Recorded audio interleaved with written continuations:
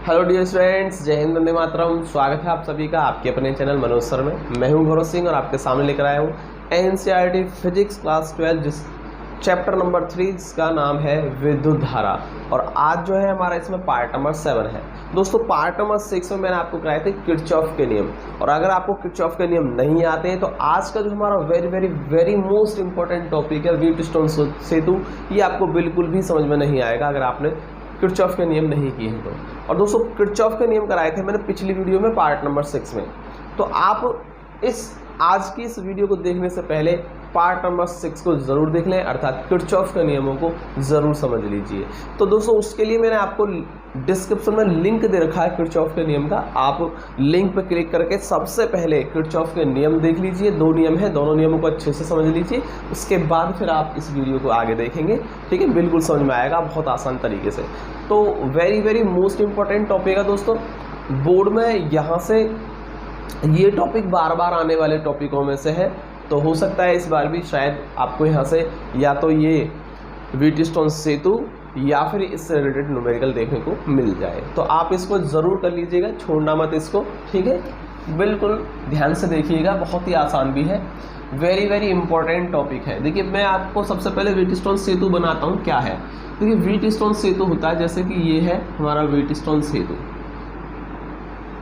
इसको बनाने का तरीका क्या है दोस्तों, या आप यहाँ पर इस भुजा में एक प्रतिरोध लगा दीजिए, इस भुजा में भी आप एक प्रतिरोध लगा दीजिए, और इस वाली भुजा में एक प्रतिरोध और एक इस वाली भुजा में। यानी कह सकते हैं हमने एक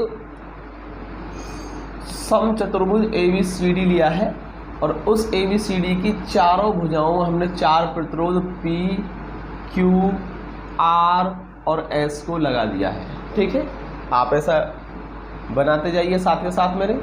ठीक है, तो 4 प्रतिरोध P, Q, R, S को एक समचतुर्भुज की चारों भुजाओं में लगा देते हैं। और दोस्तों पहले विकर्ण में, यह है हमारा पहला विकर्ण, AC हमारा पहला विकर्ण है। इस पहले विकर्ण में हम यहाँ पर एक सेल लगा देते हैं E, और एक हम यहाँ पर कुंजी लगा देते हैं K। एक सेल और एक कुंजी हम लगा देते हैं यहाँ पर। और दोस्तों मान लीजिए इसमें विद्युत धारा I प्रवाहित हो रही है। ठीक है, तो यहाँ से दोस्तों हमने एक काम किया है, B और D जो दूसरा विकर्ण है, उस दूसरे विकर्ण में हमने यहाँ पर एक गैल्वेनोमीटर, क्या दोस्तों ये गैल्वेनोमीटर है G, और इसके साथ हमने एक कुंजी या कह सकते हैं की K1 को अप्लाई कर दिया है यहाँ पर। यहाँ एक कुंजी K है और यहाँ K1 है। ठीक है, और दोस्तों यहाँ से धारा है, इस बिंदु पर जाकर दो रास्ते बनेंगे। मान लो इसमें जा रही है I1 धारा और इस भुजा में जा रही है I2 धारा। ठीक है, तो I धारा 2 जगह बट जाती है, I1 और I2। अब दोस्तों यहाँ पर इस बिंदु पर जाकर के मान लीजिए कुछ धारा गैल्वेनोमीटर में जा रही है, और उसको नाम दिया मैंने IG धारा। इस गैल्वेनोमीटर में कितनी धारा जा रही है, IG, और इधर जो धारा है और कुछ धारा ये जो I2 है इधर जाएगी। दोस्तों जब हम इसको संतुलित करेंगे, अभी मैं आपको बताऊंगा इसको संतुलित भी करना होगा। दोस्तों जब संतुलित करते हैं ना, तो ये धारा इसमें गैल्वेनोमीटर में कोई धारा नहीं होती है, मतलब IG की वैल्यू 0 हो जाती है। जब धारा नहीं होगी इसमें तो I1 धारा आपकी B बिंदु से सीधे Q में चली जाती है, यानी कि यहाँ पर भी आपको I1 धारा देखने को मिलती है, और ये जो I2 धारा है D बिंदु पर जाकर के सीधे S में चली जाती है, यानी कि S में भी क्या मिलेगी आपको, I2 धारा मिलेगी संतुलन के बाद। अब आइए मैं समझाता हूँ इसको कि संतुलन कैसे होता है इसका। तो आइए सबसे पहले संतुलन समझते हैं हम। देखिए इसको ड्रॉ कर लें आप सभी। ठीक, देखिए पहले हम ये बताएंगे कि व्हीटस्टोन सेतु का काम क्या है, किस सिद्धांत पर काम करता है, क्यों हम इसको पढ़ते हैं।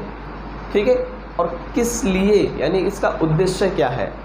ठीक है, चलिए दोस्तों हम यहाँ पर P, Q, R, S 4 प्रतिरोध देख पा रहे हैं, चारों भुजाओं में 4 प्रतिरोध लगे हुए हैं। दोस्तों P का मान क्या होता है, ज्ञात होता है, और ये क्या होता है, फिक्स होता है इसका मान। यानी जब व्हीटस्टोन सेतु बनाया जाता है तो P और Q दो जो आपके प्रतिरोध लगे होते हैं, ये इनका मान निश्चित होता है, फिक्स होता है, और ये आपको ज्ञात प्रतिरोध होते हैं।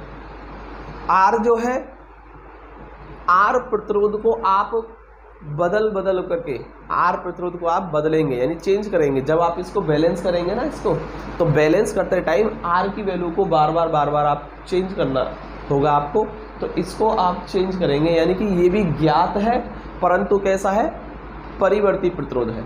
और दोस्तों ये जो एस जो प्रतिरोध है, ये वो प्रतिरोध है एस जिसका हमें मान ज्ञात करना है, अर्थात ये होता है हमारे लिए अज्ञात प्रतिरोध।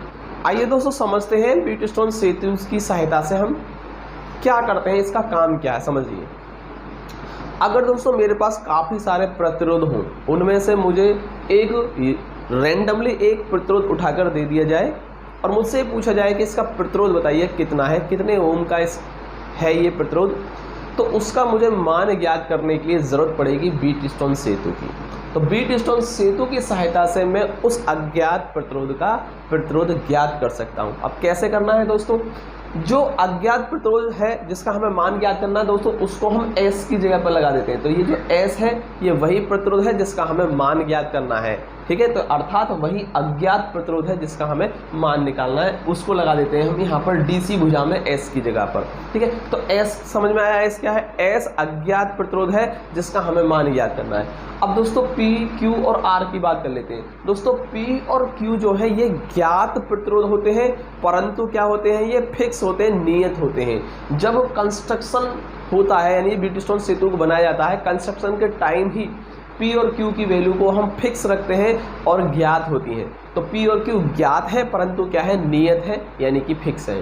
बात कर लेते हैं R की। R क्या है दोस्तों, जब इसका S का मान ज्ञात करते हैं हम तो इस सेतु को संतुलित करना होता है। तो संतुलित करने के लिए R की वैल्यू को बार बार चेंज करते रहते हैं।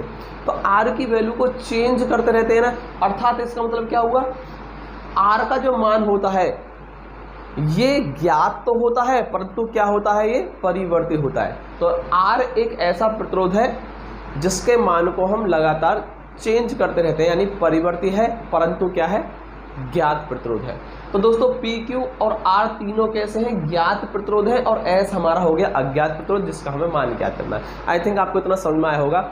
आइए अब देखते हैं इसको हम किस तरीके से बैलेंस करेंगे और कैसे हम इसका S का मान ज्ञात कर लेते हैं इस सेतु की सहायता से।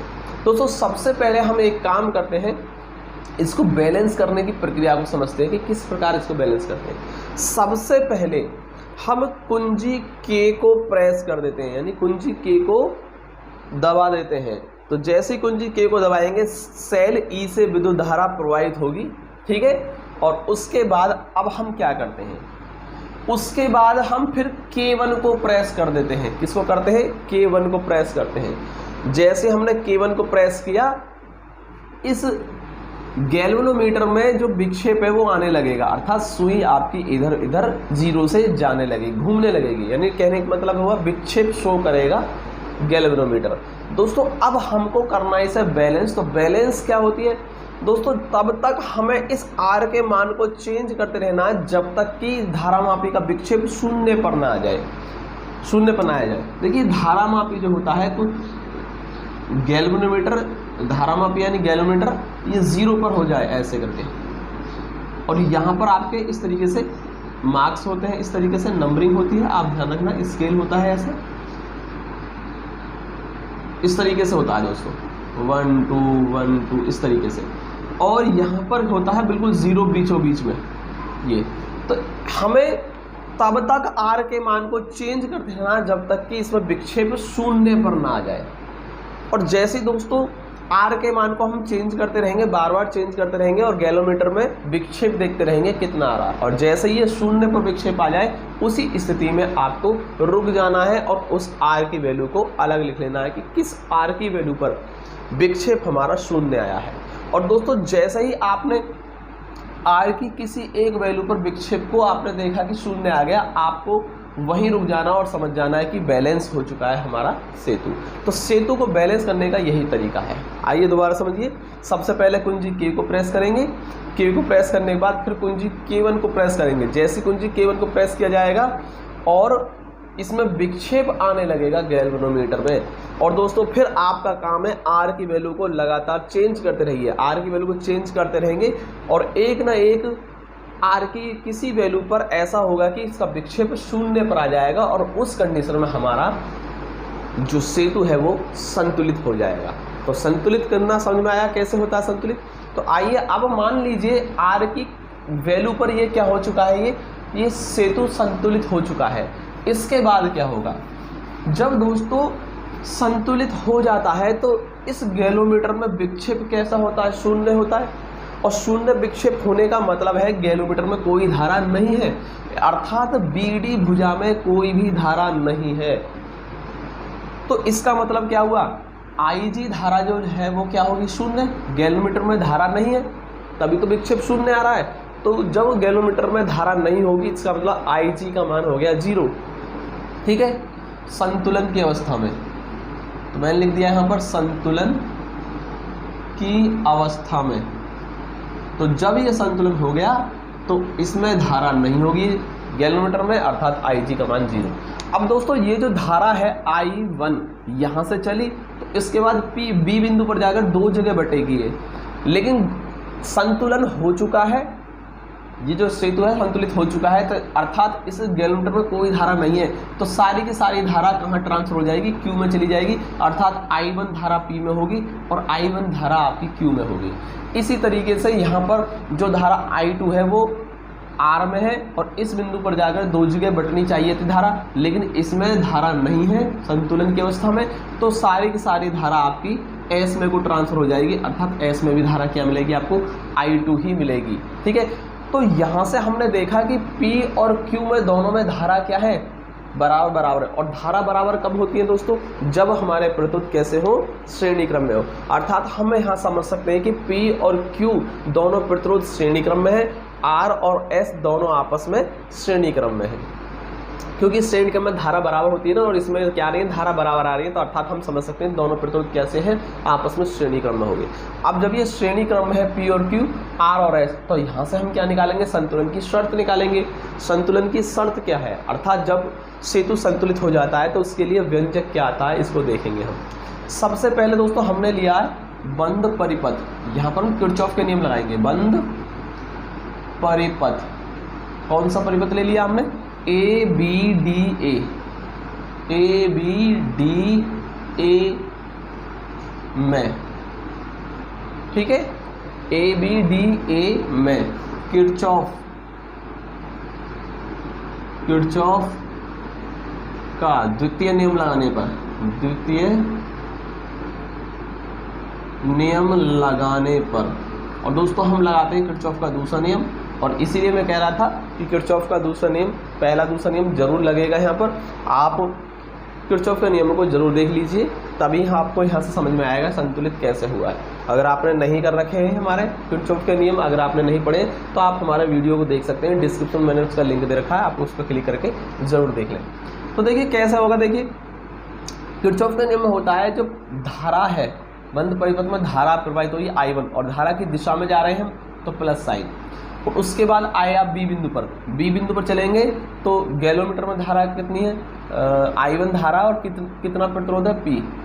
ठीक है, फिर बी बिंदु पर पहुंचे आप, बी बिंदु पर चलेंगे तो धारा की दिशा में जा रहे हैं तो प्लस लगाएंगे, धारा है IG और प्रतिरोध कितना है, गैल्वेनोमीटर का प्रतिरोध मान लीजिए कैपिटल G है, क्या है, G है।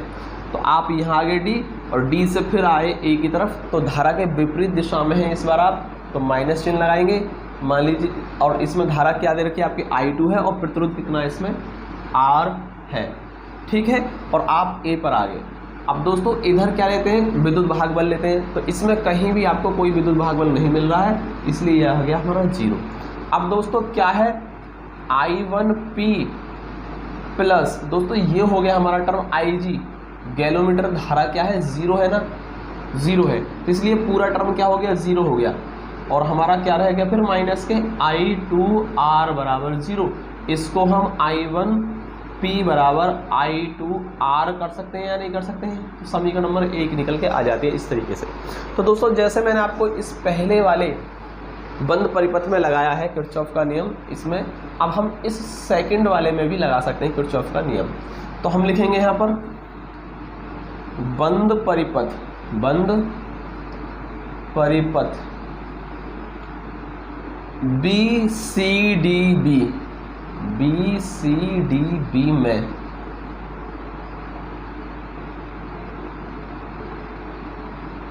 BCDB में किरचॉफ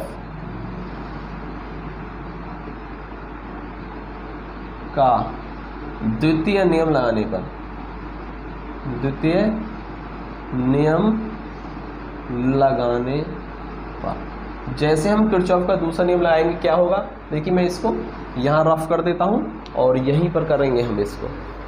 I1 इंटू Q प्रतिरोध है, धारा के विपरीत दिशा, धारा की दिशा में है इसलिए प्लस, फिर आप C से D पर आए तो धारा के विपरीत दिशा में, I2 धारा है और S प्रतिरोध है, और इसमें जाएंगे तो यहाँ IG धारा है और प्रतिरोध कितना है यहाँ पर गैलोमीटर का G, और बराबर हो जाएगा दोस्तों हमारा 0, क्योंकि कोई भी इसमें विद्युत भाग बल नहीं लगा है, इसलिए हम इसको क्या कर देंगे 0 कर देंगे।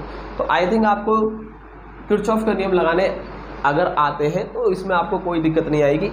यहाँ से अगर किसी को कोई दिक्कत आ रही है तो समझ जाइए आपको किरचॉफ के नियम नहीं आते हैं। तो सबसे पहले आपको ज़रूरत है किरचॉफ के नियम देखने की, ठीक है। तो आवश्यकता है आपको किरचॉफ के नियम देखने की, तो आप किरचॉफ के नियम पहले देखिए उसके बाद करिए, बिल्कुल भी दिक्कत नहीं आएगी। आगे चलते हैं यहाँ से। IG धारा क्या है दोस्तों, हमारी शून्य है, इसलिए हमने लिखा I1Q और माइनस के I2S बराबर हो गया हमारा शून्य, क्योंकि IG धारा क्या है 0 है।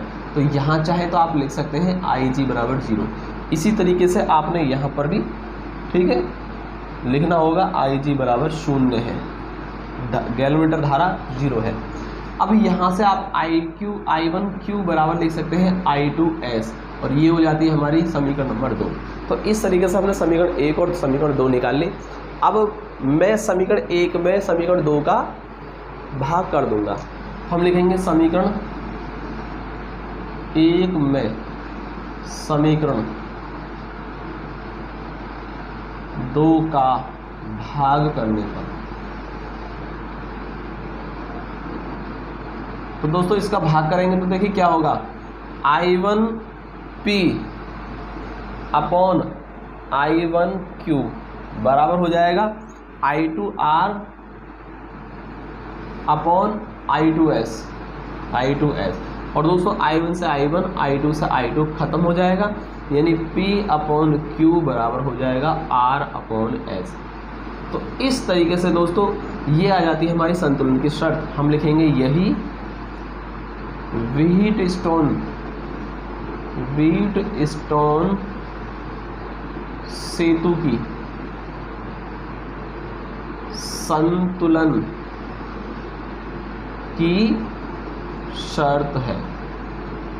यही है संतुलन, यानी कि बैलेंस कंडीशन क्या है, यही होती है P upon Q is equal to R upon S। तो आई थिंक आपको इतना समझ में आया होगा कि किस प्रकार हम इसको संतुलित कर लेते हैं और क्या इसकी शर्त है। तो अब दोस्तों अब यहाँ से एक चीज़ और है कि आप S का मान निकालना था ना आपको, तो S का मान कैसे निकाल सकते हो। देखिए S का मान निकालने के लिए आप क्या करेंगे, हमें तो S का मान निकालना था ना, ज्ञात प्रतिरोध S का मान। तो इसको मैं रफ कर देता हूँ थोड़ा सा, चलिए।